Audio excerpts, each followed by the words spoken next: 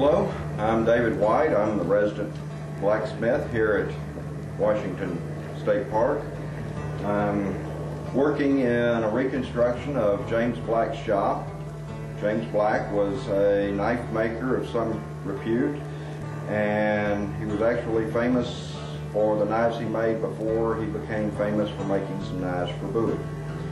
Bowie had become famous after he had ended up defending himself with a knife. It wasn't a fancy one. It was, as best we can tell, something similar to this in size and pattern, a 9-inch butcher knife that had been forged from an old file.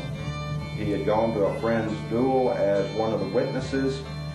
Things got out of hand. He ended up being shot a few times, hit in the head with an empty pistol, and stabbed with a sword cane. Was able to defend himself using a 9-inch butcher knife. The newspapers exaggerated things a lot, and he wanted something that lived up to the exaggerations. Eventually designed a knife pattern that he brought to Black.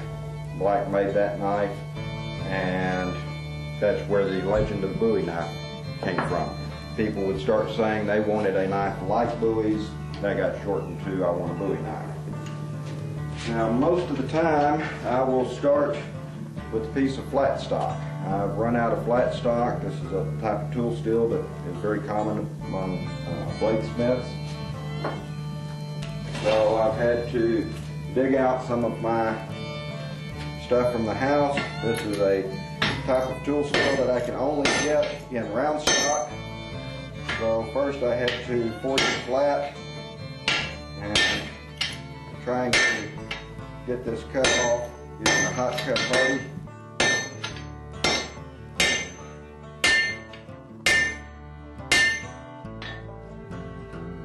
if I can snap this off in the file, in the vise.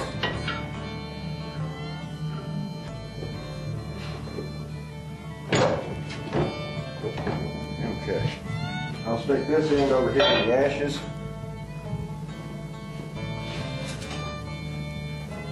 And grab hold of this with a pair of tongs.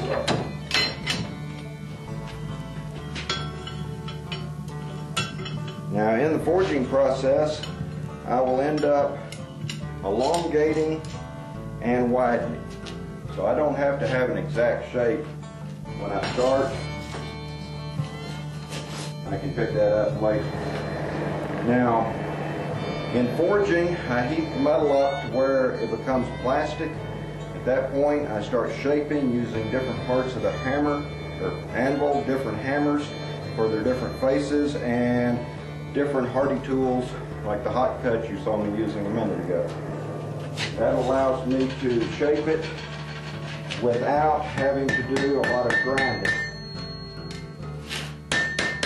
90% of it is general shaping and drawing out of the edge. There will also be the area near the guard, but most of that ends up getting cleaned up with files. So you do a little rough forging, but you want to leave it oversized enough that you can clean it up with files. Now, there are a lot of different knives that have been referred to as Bowies over the years, with all sorts of blade shapes, sizes, handle shapes, types of guards. What has pretty much come to be referred to as, or accepted as, a standard Bowie pattern is something similar to this. Nowadays, most people want something in the 10 to 12 inch range, close to or up to 2 inches wide. Beyond that, it starts getting so big it's not good for anything besides hanging on the wall. But the trademark image is this clip point. The clip is, when they start, they'll clip off a piece, or they can if they're working from flat stock. With that piece, I won't have to, but that's where it gets the name. You clip the piece off, and then you forged it into shape.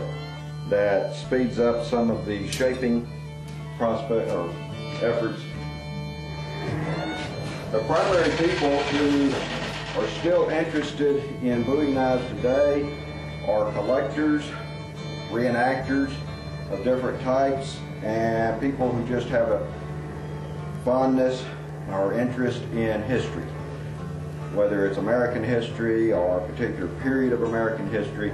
the Bowie really fits in as kind of integral in several time periods. Now, Bowie became famous in the late 20s. By the mid-30s, the term Bowie knife was pretty well an accepted phrase, and people knew what you were talking about as far as blade style. Even though, as I mentioned, there are a lot of different interpretations of how they should be shaped.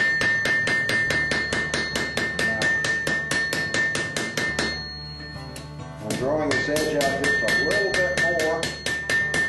This one's already had a lot of work. I've got to do some work in the back, in front of the guard and handle. I've got a little up sweep right here. As I draw this out to make it wider and thinner, it also gets longer and puts a curve in there. I've straightened out a lot of the spine, but I've got some shaping to do in this area. So I'm going to swap ends in the fire. This is the part everybody likes to see, because you've got red hot metal, you've got fire, you've got smoke, you've got sparks coming off, and this is the fun part. It's also the part that makes you sweat, which is why I'm glistening at the moment. But there are many hours of very precise, tedious work that has to be done in order to come out with a product if you're wanting to put the name on and sell to a customer. Now, with all that forging and all the finish work I was talking about, you may end up with something similar to this. Now, this is patterned after the Musso Bowie. This is more or less the pattern that most of us grew up thinking of as what a Bowie knife was supposed to look like. Just a knife that's so impressively large that if you actually have to draw it, you probably won't end up having to use it to defend yourself. In modern times, probably would be used more for chopping and camping and be a fancy machete. But this is, I believe, for several different reasons, the pattern that Bowie brought to black in the winter of 30-31. The original is in California and definitely fills all the requirements and imagery that I grew up hearing.